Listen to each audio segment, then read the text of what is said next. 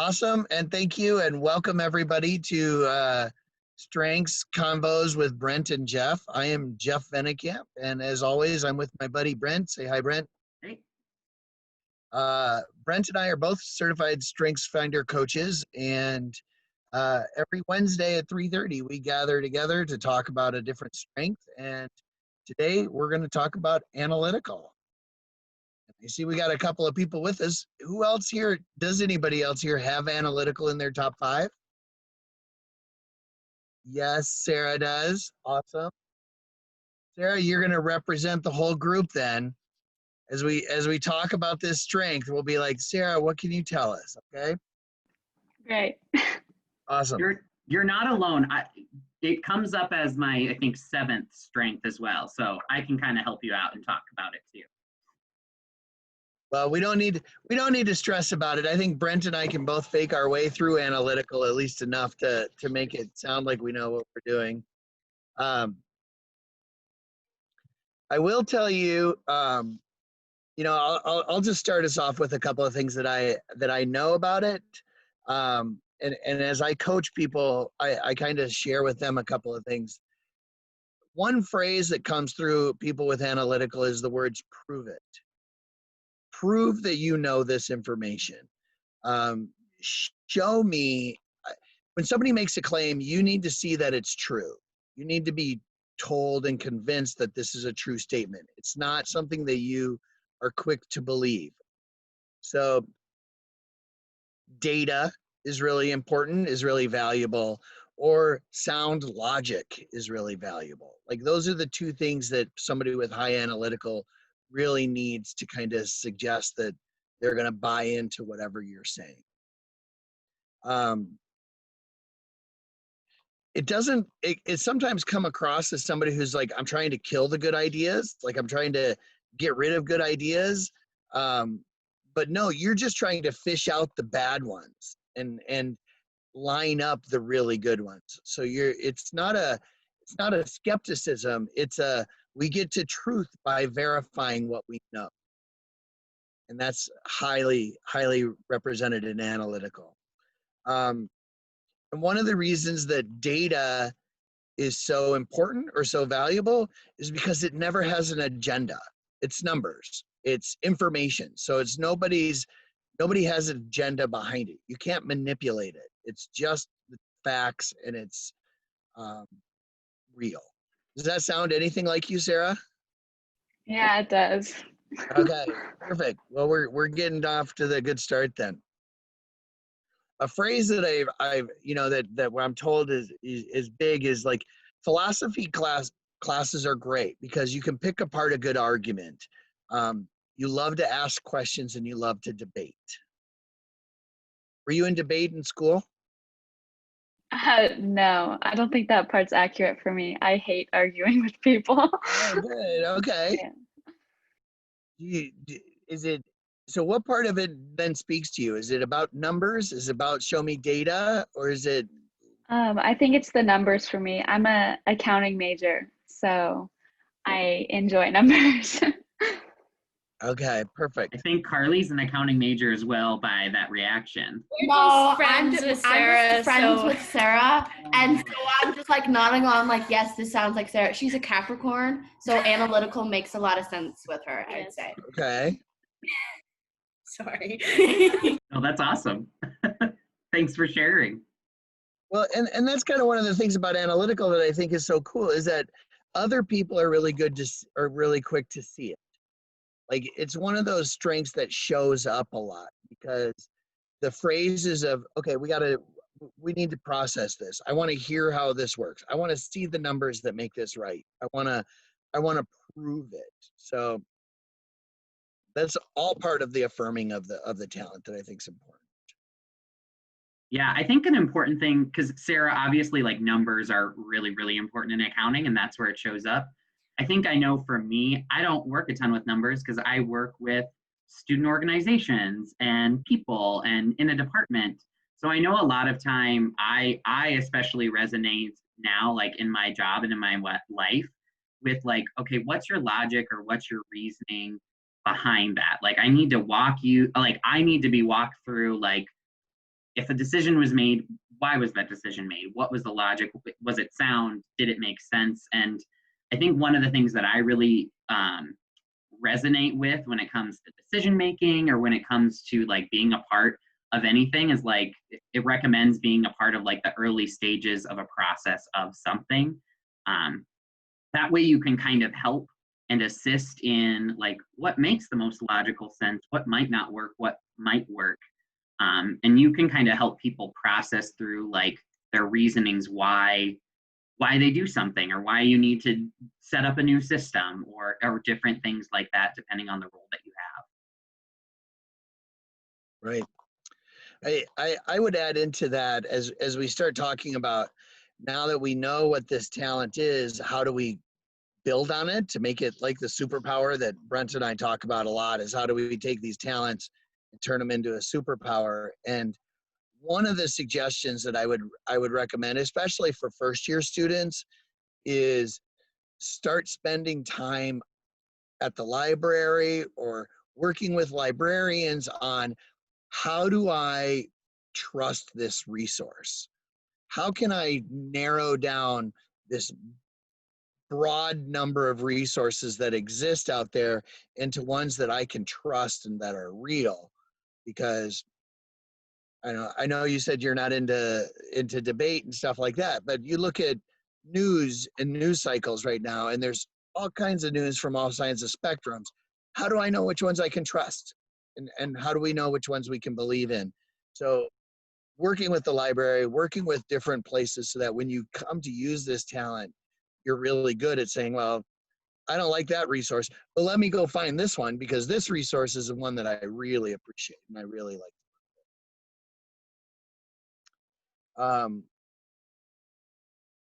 One of the things I think you need to do is articulate the processes that you're working with, because you see things in different ways. And so other people may not see that you're working things through an analytical way. So you need to be willing to share your process of how you're coming to these conclusions, because other people are like, how did you get there? And you're like, I need to get good at communicating that. So if you don't have high communication skills, like the strength of communication, a woo, even empathy, to work with people that have those. You do fist bump because you both have empathy, I think. Yeah. Work with those people, because they can help you see where your analytics might not be communicated well, or might not be received well by others, because they're like, they get it and they honor your strength, but you need to be able to communicate your process really clearly. Can I ask? Go ahead, Brent. I think especially like as Jeff was talking about, like communicating that well, as you think of the different like areas of strength, like this lies a lot in strategic thinking. So when you're working in, your future occupation, when you're working in teams, when you're working in groups, like you have to be able to convince people that the data that you're finding in your job, or the things that you find like matter, and that might influence decision making. So I think Jeff mentioning communication, those with empathy, like you obviously need to have those like important relationship skills, or work with someone who can help build those relationships that say, no, this data that Sarah found, this really matters in this way. And by like leaning on other people's strengths, or if you have an influencing or relationship building strength, being able to pair those together can be helpful in how you like lay out the data, or lay out your sound reasoning in whatever decisions or whatever is happening, I guess, in the organization or in the context of what you're working. Yeah, I agree 100%, Brent. I think finding that person that can help you communicate that and do that will be helpful. One question I'll ask you, Sarah, and maybe I won't ask you, I'll ask Magdalene and Carly first, is have you ever noticed this, I'm going to say the phrase, analysis paralysis? Like you're so rooted in analyzing things that you don't move on to a decision? I see nods. I see heads being nodded on the other side. Thanks, guys. Yeah, I'd say I'm pretty like indecisive when it comes to like important decisions because I have to break it down, and sometimes I get too like stuck in like each decision and like the pros and cons of like each one. Yeah, yeah. So do you also have like either deliberative or consistency? Is that something else in your top 5? I think I might have had consistency, Yeah. but not the other one, no. I only say that as just to make sure we're talking about the right strength here.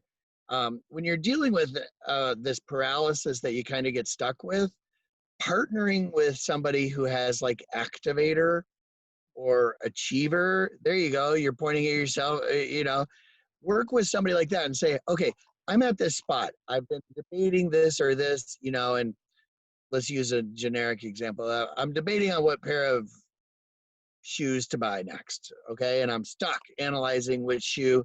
Work with an activator or an achiever to say, okay, well, you've done enough analysis. Let's go to the store. Like, we're going to make this decision happen. It kind of forces you to get off the bubble. Because that's something that you're comfortable staying on the bubble. You're like, no, I like doing the analysis. And you kind of need somebody, Carly's volunteering to push you and to be like, I'll do it.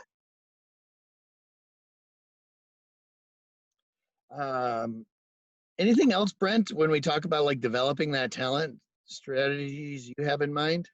Yeah, I think just being aware, like you're going to, after college, you're going to be making important decisions about what your future career is, what, opportunity that you're looking at. And I think using those analysis skills are like super, super helpful in helping you break things down, understand the world around you better, and like make a good decision.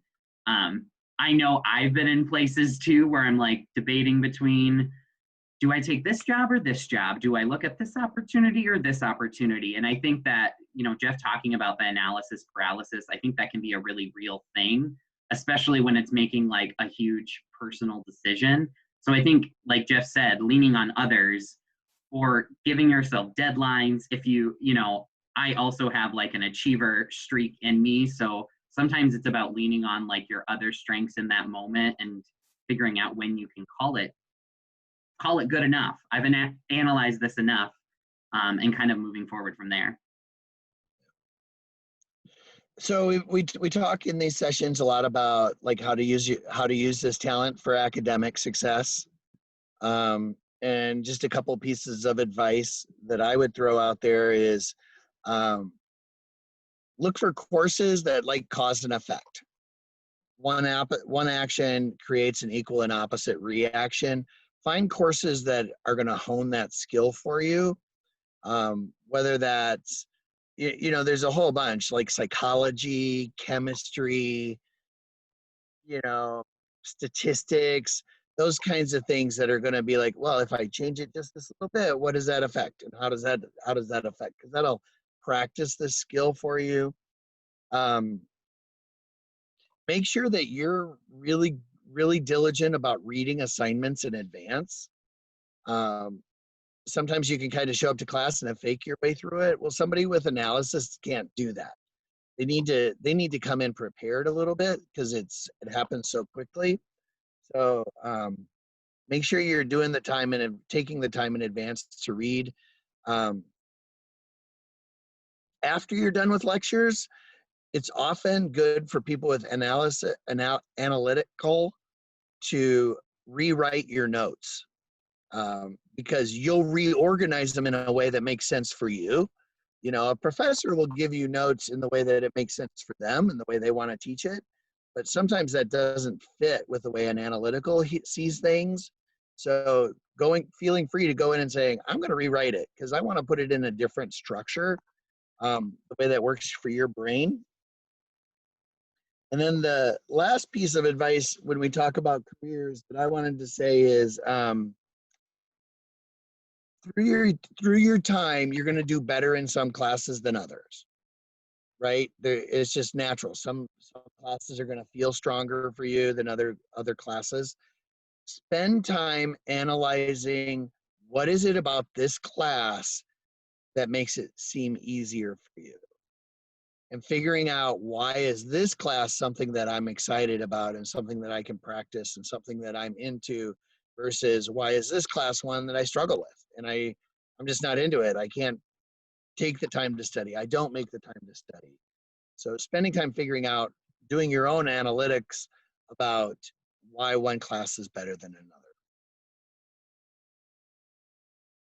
I think another good piece of advice, and this might not necessarily be classroom related, but when it comes to decisions that you're making in your personal life, in your future career, like taking time to just step away. And I know, especially for those with strategic thinking, like being able to step away and analyze problems, analyze issues, analyze the places where you're like, I don't know if we've proved a reason why we're doing this. I think having that like time for reflective thought can be really, really helpful in honing that skill. Plus it gives your brain the ability and like the time and space to do some of that analysis and what you're interacting with.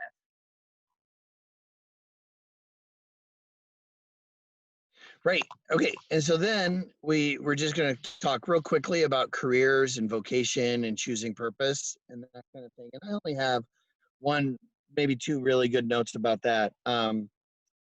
One is, as you're taking your college career to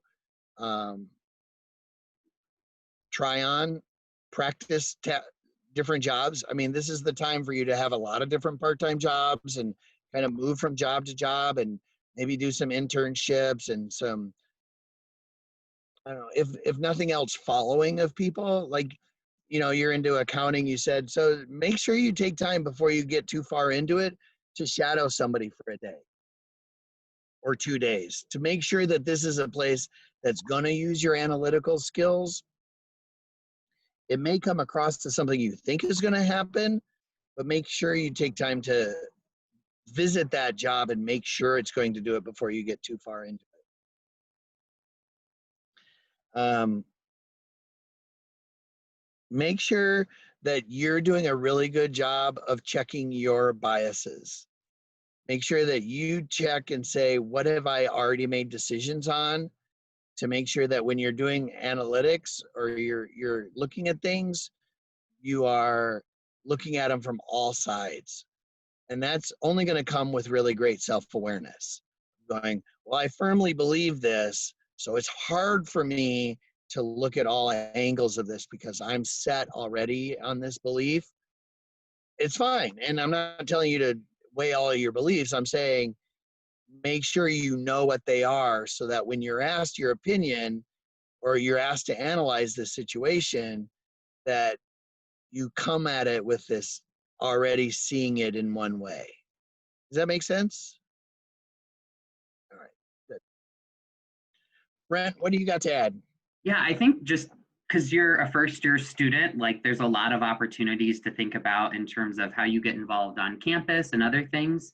You know, if accounting is really an important thing for you and you want to work more with numbers, think about different roles on campus, whether that's being a treasurer of an organization, being able to like manage money, even if it's some sort of like working within an organization and developing a survey of, you know, qualitative or quantitative data on the events that you're doing or just different things like that. I think exploring different opportunities within student organizations and things that you have here at Augie, like those are all things that you can be doing even now in the COVID world where there might not be as many outside opportunities just with all that's going on. I think take advantage of all the opportunities that you have here. And especially with accounting, like there's a whole business office of people who do accounting and do those roles. So I think taking advantage of what's physically here at Augie and even within the Sioux Falls community, just expand that thinking of your resources and who you can kind of reach out to depending on, you know, your career path and everything of that sort. That's really good, Brent. So I guess it's time for questions from you. What do you guys think? We've talked. We've given you the how to develop it, how to think about it with academics, how to think about it with careers. Now, what questions do you have? Well, I just have kind of a comment because I found this a little funny because when we were talking about like indecision and all those things, we actually as a group have a wheel that makes decisions for us when we can't decide. When like if Sarah doesn't want to pick a movie, we put them on a wheel and it like spins and picks what movie we're watching. And I just thought that was really funny because it kind of connects that way. That's awesome. What a great way to get past it, though. And also with Sarah's analysis stuff, if we're like watching a movie, she'll like already like look up like the actors' like heights or whatever, and so she'll be on it, or like background information, or if like we're watching the debate or talking about something, she'll like look up to see, she'll be like, oh, this is what this means, or this is what that is sometimes. And so I thought that that's very analytical of her. Well, and what I love about you two talking about a friend who you know pretty well is how, what a great way to honor her gift. And you're not saying it like, oh, here's a negative. You're saying this is a great thing about my friend Sarah, and what a cool thing to recognize about her. And so, well, and I think as you all know each other too and recognize each other's strengths, that's like important in how you communicate and how you work with each other. So recognizing that you might need to, I don't know if you need to necessarily talk about the heights of an actor, but knowing that she's very analytical, like being able to communicate with her when, you know, there's conflict, when there's things going on, you know, Sarah's going to respond to things differently than you would. And I'd say vice versa for Sarah. That's just kind of a cool opportunity that you already know each other really, really well this early on in your collegiate career. So that's awesome. That's awesome to hear. And it's awesome to hear how y'all are validating Sarah in that strength today. And actually this is, you know, you guys are articulating the value of Strengths Quest on our campus, because you recognize what Sarah does really well. And now you can ask her for, hey, Sarah, I need to find out stuff about this, or I'm stuck thinking about this. Can you lend your analytical skills to me for a minute? And as you have activator, or you have something, you can say, okay, we're moving on, Sarah. You've debated this enough. Let's move forward. And that's what it's about. That's what Strengths is about. And that's what this, you know, claiming and taking your strengths to the next level is about doing, is saying, here's what you're great at. Here's what I'm great at. Let's work together to be amazing. So very cool. Annika, you've sat quietly. We haven't even heard you talk. What are you thinking? Give me one takeaway from our presentation today. I don't have analytical as one of my strengths, but I guess I related a lot to it. So I'm thinking it was probably one of my next strengths on the list. Claim every strength you want that's not in your top 5 as number 6. It sounded good to you and you're like, this is me, just take it. I'm definitely like a numbers person and a planner. Like I like everything planned out, and I like to know things ahead of time. So yeah. Awesome. That's awesome. Sarah, what do you think? What's your takeaway? My takeaway is that my indecisiveness is now explained thanks to my analytical strength, I guess. Yeah. I guess is nice. Now it's a talent. Yeah. It's not a problem. It's now a talent. Yep. And is this Carly? Are these the same people? Carly Terrell is the same? Okay. Yes, I just decided to jump in on Magdalene's. Mine's right next to me, but yes, it's the same person. No, that's awesome. That's perfectly fine. I love that. Okay, any more questions or should we wrap it up?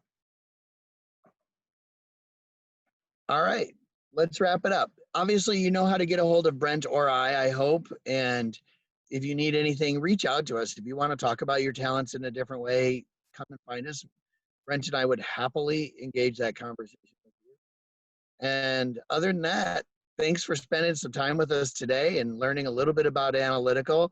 Like I said, we're here every Wednesday, and Next week, I don't have it up in front of me, but next week we'll have another talent that'll be coming out. You have it up in front of you, Brent? I do not, but I can. Oh, I can't pull it up because I'm recording. So. All right. Well, we will be up next week, next Wednesday. It's in the A-mail, so it comes out every A-mail. So come on every Wednesday and join us, and we'll talk about another strength. I'm sure another friend has that one, or you do. All right. Bye-bye. Thanks, everybody. Thank you.